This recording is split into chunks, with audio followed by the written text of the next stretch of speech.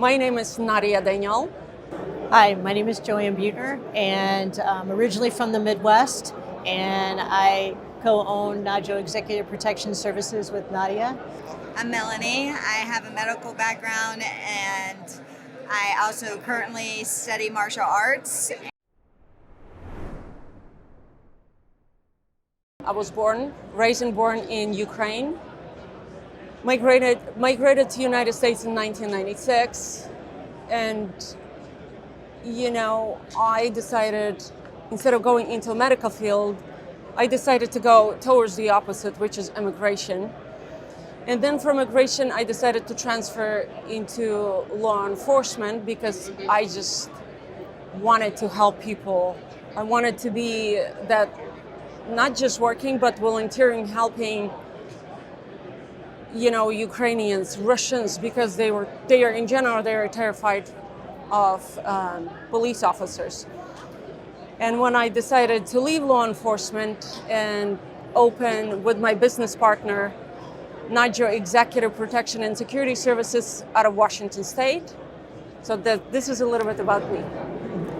Hi, my name is JoAnn Buettner, and I'm originally from the Midwest, and I co-own Nadia Executive Protection Services with Nadia.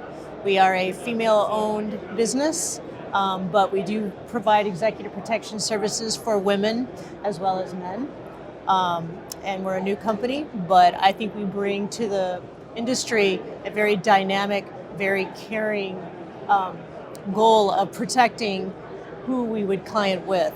And I was in the military for 5 years, and then I was in law enforcement. I just retired last May.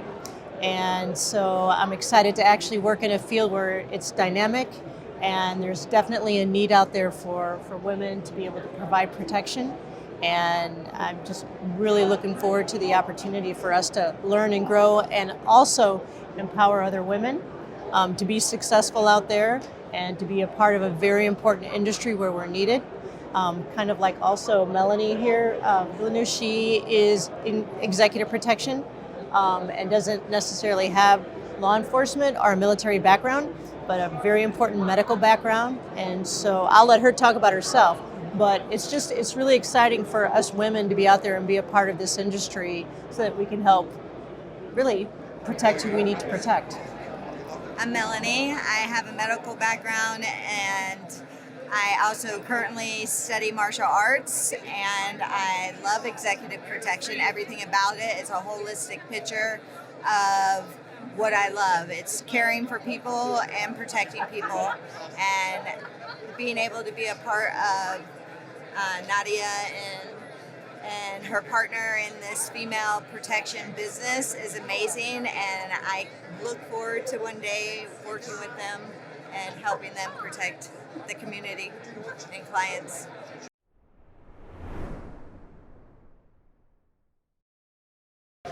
I think because we are in a world today where, it's very important for businesses and organizations to be diverse, to include all of, people, and to give everyone an opportunity. And I think that with women bringing in there, we bring a different perspective. We're not trying to be men, we're trying to be women and supplement the industry.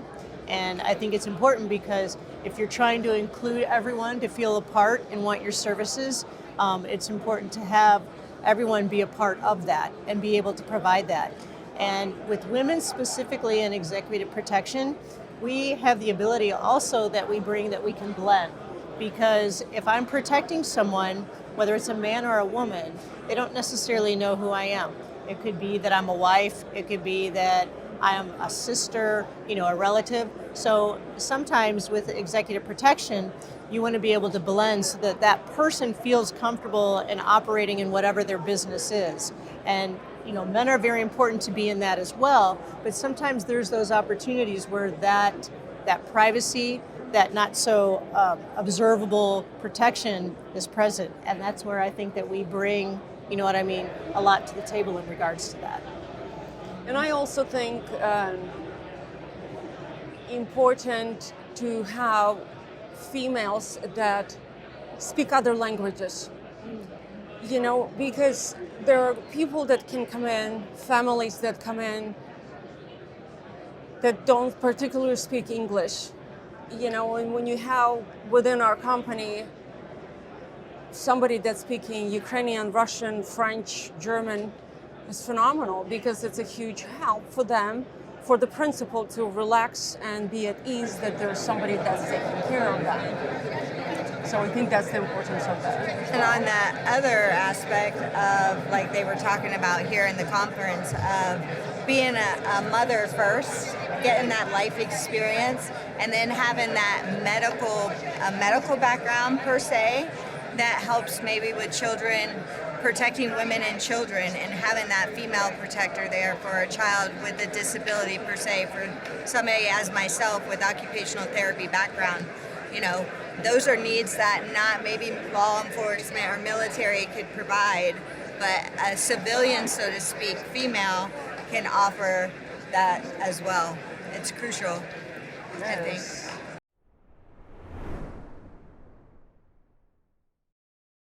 I find this in martial arts training as well. You get underestimated, you get overlooked, and having that is okay, because as a threat, if there was a threat, you don't want that enemy to look directly at me.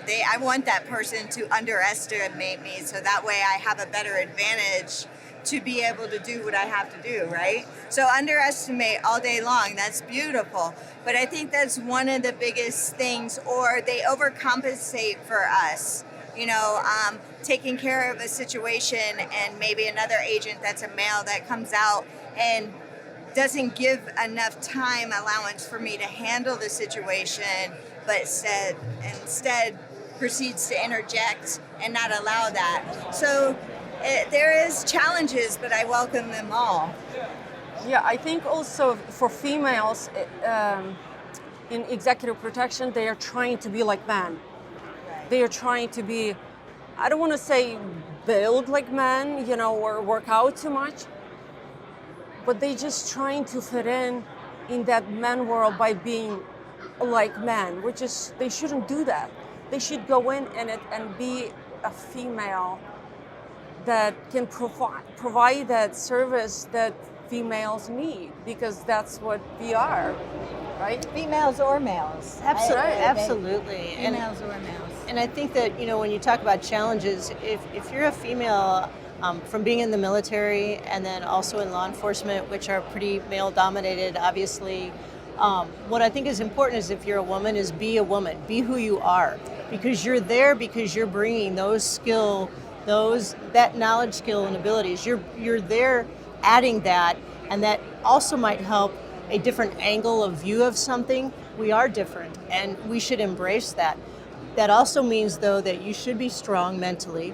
You should be physically strong. You should train and take care of yourself. You should be educated, because if you want to be respected, you're going to need to be competent. And so you really need to take the time and invest in yourself and be that way. But I would say, as a woman, I'm not trying to be a man. I am a woman, but I have certain skills and abilities, and I bring that to the table. And I think that that's what's important. Be who you are.